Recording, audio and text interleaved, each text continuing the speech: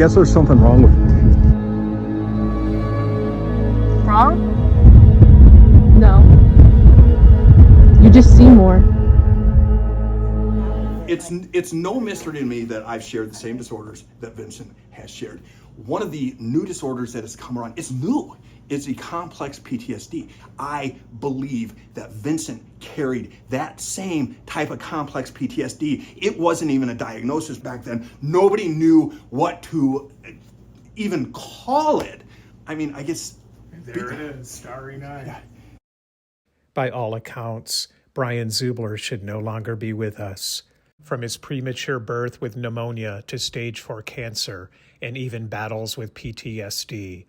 Yet, there must be some greater purpose he is here, something that overshadows the logic of doctors, something that infuses his life with thrilling adventures and defiant joy. Perhaps there really is such a thing as a soul mission.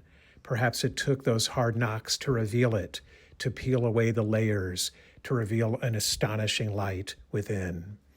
A light that mysteriously, miraculously found its way into the vibrant colors of what is becoming the phenomena that can only be described as Zubism. The mental battles and spiritual warfare once fought in silence now lit up his canvas. Instead of coloring the afterlife, Zubler became an artist and delved deeper into the canvas of his own life. Immediately, he realized the profound connection between his struggles and those of Vincent van Gogh.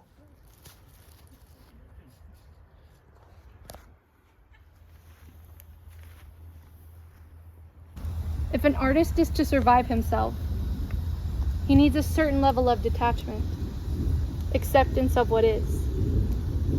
To feel the world in all its intensity is a great burden if we also expect ourselves to right every wrong, to mend what's broken.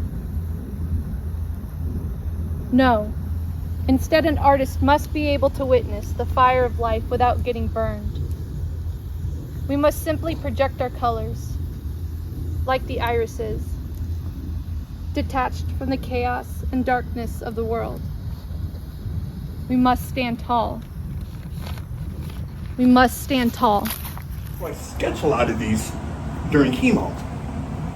I've got 5, 6, 7 hours, and every 2 weeks, I take my sketchbook and I sketch away. And then during the week, I come back here, my studio, and I get my crayons out and I color. And the focus lately has been color. That's all it's been. Right here, it's all coming out. With every splash of color, it wasn't just about surviving, it was about thriving, transforming pain into something palpable and beautiful. Art has gotten me through. It's gotten me this far. It's gotten me over every almost every obstacle so far. This is boom, you know? This is what I have to do. That's what I feel like. I have to be doing this. And if I'm not doing this for 2 or 3 days, then I start to go backwards. I do. Yeah. This is my therapy. The stuff that's coming out right now, though, I mean, right here, Hamlet, to be or not to be.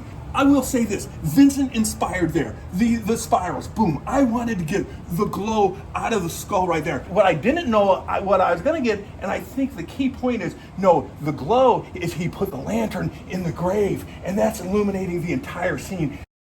But this is not just a story of the birth of an artist, for Zubler knew of Van Gogh's tragic fate and wanted to change his own destiny.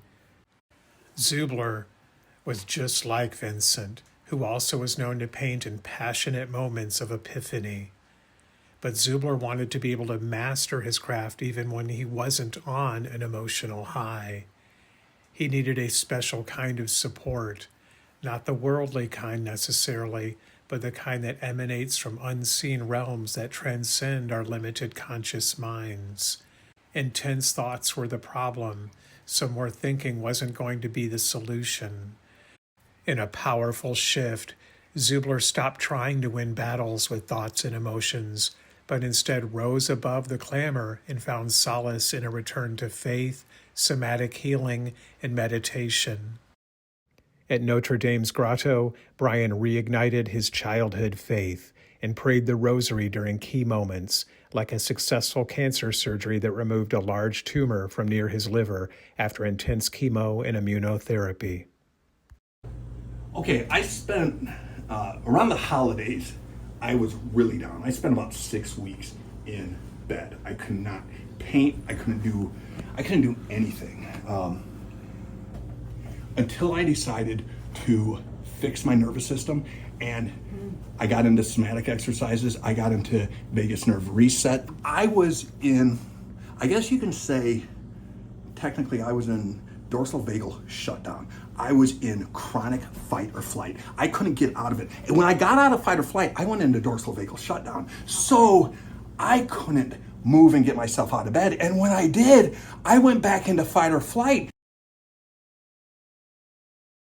Okay, so my biggest fear through most of this was having to rely on mania to be able to paint. If you look around the room, everything that I've done has been, typically once every 3 to 4, 5, 6 weeks during a manic episode, and I can paint 3, 4, 5, 6 of these, but then I'm exhausted and I crash for weeks. So back in November when I went into the hospital, I made the decision to come off of all of my meds. And that was a very, very, very, very scary thing. I had to get through this to the other side, and I tried a lot of new things. I've been working with a therapist who is very much into connecting the body and the mind, and I didn't think I was ever going to be able to paint again. That was my biggest fear until I reset my nervous system, possibly for the first time in my life, possibly. And all of a sudden, we're going from, I could show you when I am in fight or flight, things began, they started to take their own appearance. This was in fight or flight. This was before, boom, boom. This one's titled PTSD. Wow. You were going within. This is what you were inside. Yes. ADHD. That's, this was the last one that I did in fight or flight mode. And then all of a sudden, my nervous system began to regulate with the somatic exercises and breath work and a lot of what I see you guys doing with the Qigong. Thousands of years of Chinese medicine concluded that the root cause of disease was the suppression of our emotions, which keeps them trapped in our organs. Through artistic expression, Zubler was finally releasing emotions through each brushstroke, transmuting what could become toxic residue within his body into stunning masterpieces. Zubler found healing in somatic healing therapies that focus on the connection between the mind and body, acknowledging the wisdom of Chinese medicine by working to clear the trapped emotions from our bodies. It includes tapping specific pressure points, gentle exercises, breath work, sound healing, and affirmations. He also began listening to guided meditations like Kelly Howell's Universal Mind Meditation, which helped reprogram his subconscious to brighten his perspective at the core level. Science says our subconscious controls most of our behavior. Each approach fed the other, with faith and meditation and shadow work inspiring great art, somatic healing allowing him to paint the art, which not only began to decorate his walls, they began to sell, without him even trying. Simply posting his works on his social feed, offers began coming in. People began creating their own Zubler collections. The biggest takeaway, once you get one Zubler, you want more. And more is what he is bringing to the world, with masterpiece after masterpiece coming from transmuted pain and passion into glorious, authentic expression. What's happening is I am able to paint non-manic, which opens up being able to paint every day, which opens up being able to paint in the morning or in the afternoon or whenever I choose. And not be sick. Not be sick, not have to get as much in as possible before I have to call it quits because I know I'm going to crash. And this was the result. It didn't take in the I didn't. It didn't take any more effort. I mean, yesterday I did these two. This morning I did this. It's not burning me out to do my art anymore. If anything, it's giving me the energy and it's giving me what I have needed to be able to go back out and do things that I miss doing.